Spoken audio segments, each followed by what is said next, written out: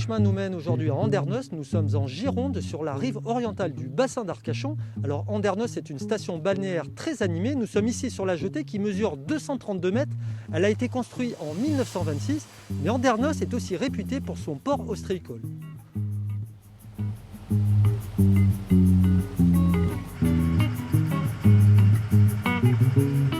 Alors nous sommes au milieu du bassin avec Mathieu Dumas, voilà, qui est ostréiculteur. Alors il faut savoir, Mathieu, que 70% des huîtres produites en France proviennent du bassin. C'est la nurserie d'ailleurs des huîtres. Alors vous avez la particularité avec certains ostréiculteurs de faire un élevage on va dire en eau profonde, puisque vous avez des parcs au niveau du banc d'Arguin. Alors l'élevage en eau profonde, qu'est-ce que ça amène au niveau qualitatif, au niveau de l'huître ? Alors, les huîtres dites de pleine mer donc, sont des huîtres qui ne subissent pas les effets de marée basse. Donc du coup, elles ont un aspect charnu, un croquant, même on pourrait parler d'une mâche, qui est bien plus supérieur qu'à certains endroits dans le bassin.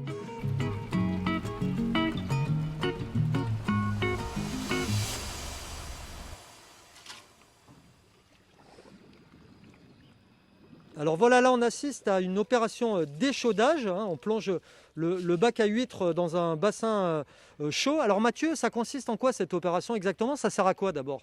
Donc ça sert donc à purifier les huîtres qu'on a en élevage et surtout donc d'éliminer donc le naissain d'huîtres qui viennent se coller donc sur l'huître qu'on a en élevage. Les naissins, c'est les petits bébés huîtres, on va dire. C'est ça, c'est les bébés huîtres. Ouais.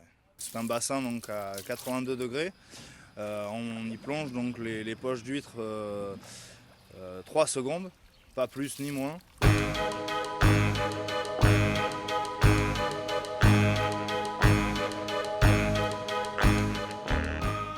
Attention à pas glisser. Je pense que là ça glisse bien. Pourquoi on met pas les patins tout de suite, Pascal ? Alors ça fait quoi madame là, de marcher dans la vase là ? C'est la sensation ? C'est une sensation de succion un peu. Ça y est, j'ai failli perdre ma botte. Nous sommes en train de faire une petite balade alors comment on dit ça, en mastoun, Pascal ? Voilà, en mastoun, c'est le nom patois des patins à vase qu'on utilise depuis, ma foi, très très longtemps. Ces patins, historiquement, c'est la tradition sur le bassin, puisque je crois que les ostréiculteurs à une époque les utilisaient. Ils utilisaient sur leur parc à huîtres. Lorsqu'ils cultivaient encore les huîtres, la culture était au sol. C'était quand même bien plus pratique pour eux d'avoir ces patins aux pieds. Pas trop compliqué à enfiler, là, attacher avec ces lanières là ? Ah bah quand même, je préfère les lacer.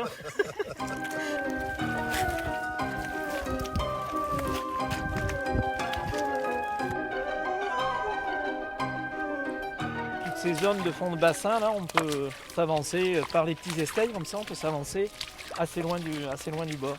On peut faire facilement 2 km vers le milieu du bassin. Alors Isabelle, c'est quoi vos premières impressions là, après ces premiers mètres parcourus ? Ouais, c'est vrai qu'on s'enfonce pas. Par contre, la démarche est un peu pataude. Je sens que c'est pas très élégant. C'est fait. Oh, welcome. Alors Marianne ? Il faut être vraiment habitué et connaître un petit peu l'aspect de la vase, toutes les zones bien humides comme ça, là, en général c'est très mou. Et il y a des estailles aussi qui se rebouchent, donc là c'est plutôt dangereux. Il faut vraiment connaître les lieux, c'est un petit peu comme la montagne, on ne peut pas partir n'importe où, n'importe comment, sans vraiment savoir. Et si on passe, on s'enfonce à peu près jusqu'à la poitrine. Et c'est à 50 mètres du bord. À marée basse, on commence à trouver des petites palourdes. En voilà une là. Il y a des coques aussi, on va peut-être en voir un peu plus loin. Il y a pas mal de gastéropodes. À la saison, il y a des crabes verts qui viennent. À marée haute, les crevettes remontent encore un petit peu. Ah ! Oh là là ! Attendez-moi ! Ah, c'est bon. Oh là là !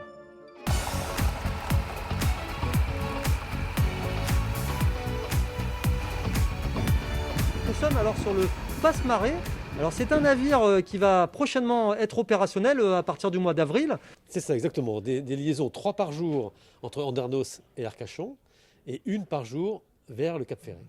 Donc c'est un bateau assez révolutionnaire du point de vue technologique, puisqu'il a été pensé pour naviguer sur des bas-fonds, c'est ça David ? C'est ça, en fait, il s'inspire très profondément des plates ostréicoles, donc ça, c'est pas très innovant, ça existe depuis longtemps, mais on a rajouté un travail sur la carène importante pour qu'il puisse passer, naviguer plus facilement qu'une plate. C'est un bateau très léger, il a 22 cm de tirant d'eau, c'est-à-dire la coque dans l'eau est de 25 cm, et en pleine charge, avec 48 passagers et les 10 vélos, on est à 35 cm maximum. Combien de temps pour la traversée, pour partir d'Andernos vers le Cap Ferret ou Arcachon? Pour aller à Arcachon, c'est une quarantaine de minutes. Et pour aller à Bélisère, il faut compter 60 minutes.